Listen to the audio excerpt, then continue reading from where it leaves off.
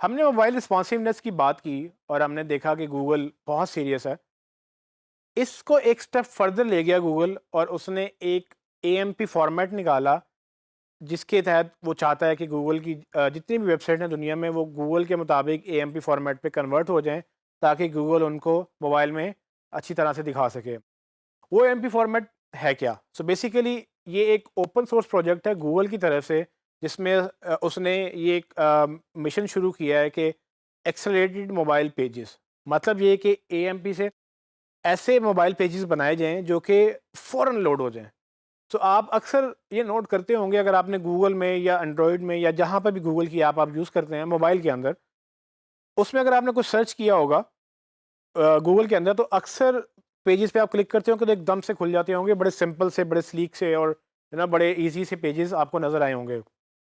Basically वो AMP pages होते हैं और उनकी निशानी भी मैं अभी आपको बता देता हूँ कि उसमें कैसे पता चलता है।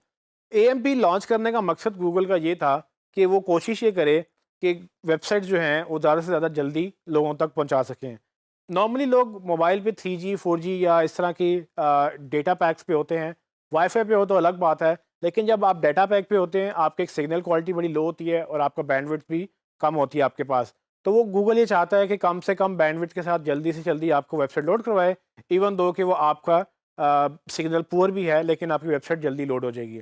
सो ये बेसिकली उसने इंस्पायर हुआ फेसबुक इंस्टेंट आर्टिकल से। अगर आप फेसबुक की ऐप में अगर कुछ देख रहे हो, अक्सर आप किसी लिंक पे क्लिक करते हैं तो एकदम से पेज खोल देता है, ना कि आपको उसकी वेबसाइट पे लेकर जाए। वो फेसबुक का एक इंस्टेंट आर्टिकल है जो कि बिल्कुल डिफरेंट टॉपिक है, लेकिन सेम कैटेगरी में या सेम आप देख लें फीचर गूगल ने mobile pages accelerated mobile pages के तौर पे निकाला, जिसमें आप वेबसाइट पे क्लिक करते हैं और फ़ौरन वो गूगल उसको लोड कर देता है और अक्सर आपको उसके यूआरएल में लिखा हुआ नज़र आता है amp डॉट समथिंग डॉट आगे जो भी आपका यूआरएल है, या आपके example.com/amp होता है। सो एएमपी बेसिकली एचटीएमएल की तरह ही है, लेकिन उसमें थोड़ी सी कोडिंग थोड़ी एनहांस हो जाती है। वो डेवलपर आप जब बात करेंगे उसको समझ आ जाएगी। एएमपी के बेसिकली दो फायदे हैं।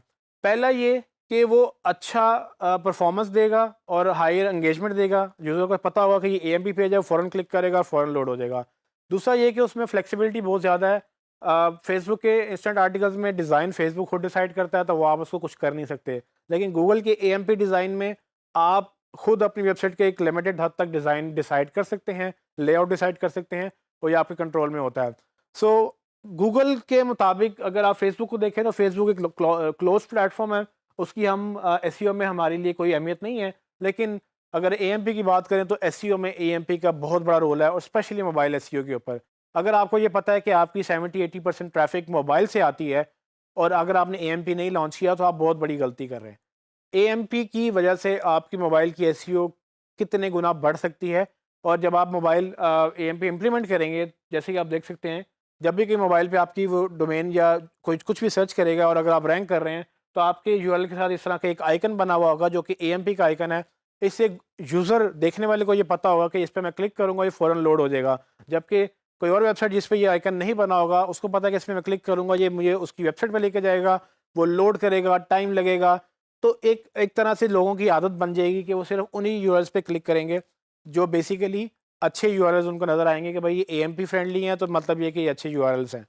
अब ये चीज़ आपको देखने में शायद बज़ाहिर छोटी-सी लग रही है, लेकिन इसको इम्प्लीमेंट करने के लिए आपको टेक्निकल सपोर्ट चाहिए, जो कि आपका डेवलपर आपको देगा, और आपने ये माँगनी है अच्छी अपनी मोबाइल एसईओ के लिए।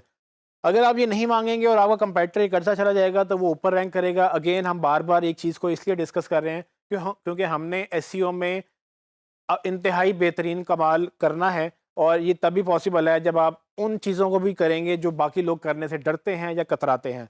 आपने इन चीज़ों से नहीं डरना, आपने सिर्फ जाना है, जाके डिस्कस करना है, डेवलपर से बात करनी है और उनसे काम करवाना है। अपना बिज़नेस हो, क्लाइंट का बिज़नेस हो, डेवलपमेंट की सपोर्ट आपने अपने साथ रखनी है, ताकि आप एडवांस एसईओ में या टेक्निकल एसईओ में आगे चले जाएँ और आपके कंपैटिटर देखते रह जाएँ कि आप कितने ऊपर रैंक कर गए हैं।